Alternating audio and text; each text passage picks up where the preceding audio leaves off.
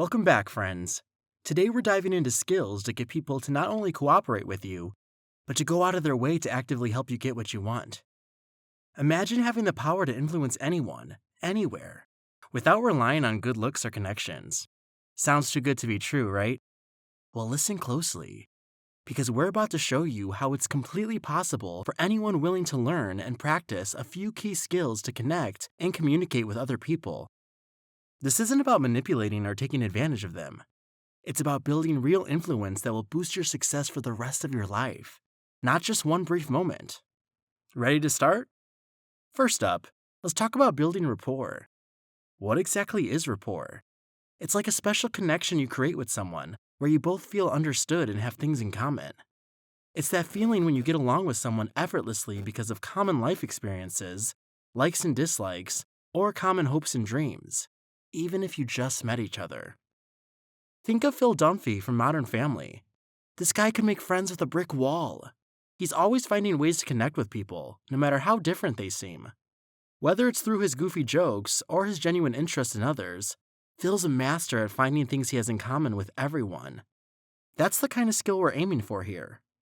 Beyond characters in TV shows, there was a real scientific study done that showed that people who are good at building rapport are 67% more likely to succeed in a negotiation.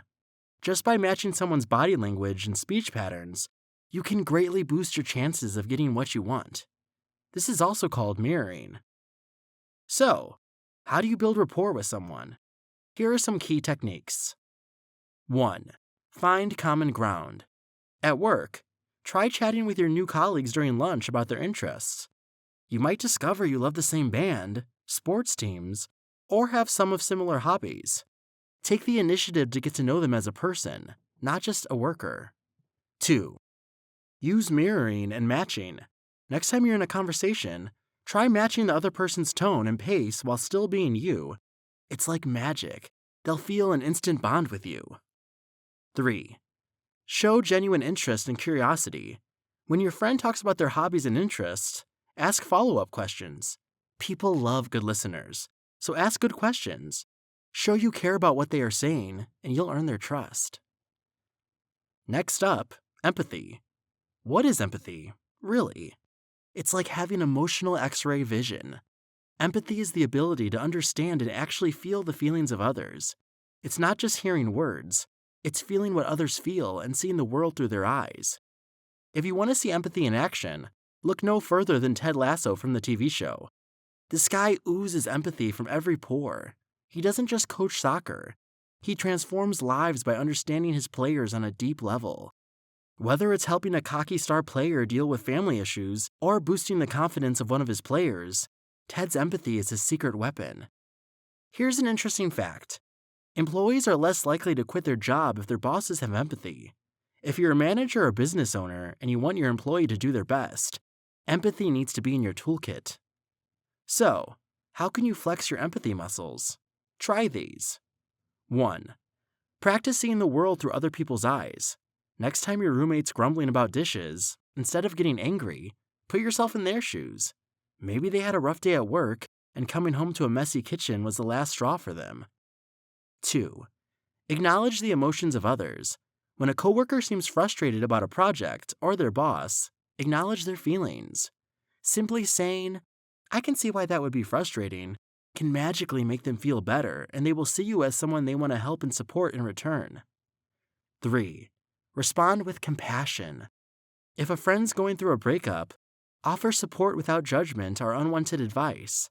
Sometimes, just being there is enough so they know they are not alone. Now let's talk about communication. We all know what communication is, but do we really understand its purpose?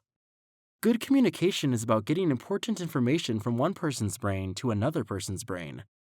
But it's more than just exchanging words.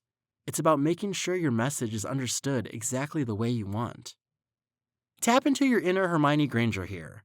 Remember how she could explain the most complex spells in a way that even Ron could understand? That's the goal. Whether she's breaking down a difficult potion recipe or rallying her friends for a cause, Hermione's clear, concise, and person-specific communication style is a superpower in itself. Did you know that 85% of your success with money comes down to how well you communicate? That's a massive cause and effect link between your communication skills and how much money you make. Become a good communicator, and you're setting yourself up for some serious success. Here's how to level up your communication game. 1. Be clear and concise. Instead of rambling messages and speeches, hit the main points. The busy people in your life will thank you. 2. Adapt your message for your audience. You wouldn't explain TikTok to your grandma the same way you'd explain it to your best friend, right? Learn how to talk in the other person's language. 3. Use open-ended questions. Instead of asking, "Did you like the movie?" Try, "What did you think about the movie?" It opens up the conversation and shows you value the other person's opinion. Alright, time for a plot twist. The most powerful tool in your influence toolkit? It's not talking, it's listening. But we're not talking about just hearing words. Active listening is about fully concentrating on, understanding, and responding to what is being said. Think of Dr. Sean Maguire from Good Will Hunting. This guy could get anyone to open up, all by really, truly listening. Whether he's breaking through Will's tough exterior or guiding him through emotional breakthroughs, Dr. Maguire's active listening skills are the key to his success as a therapist and mentor. Did you know the average person only remembers only 25% of what they hear? Ouch. But you?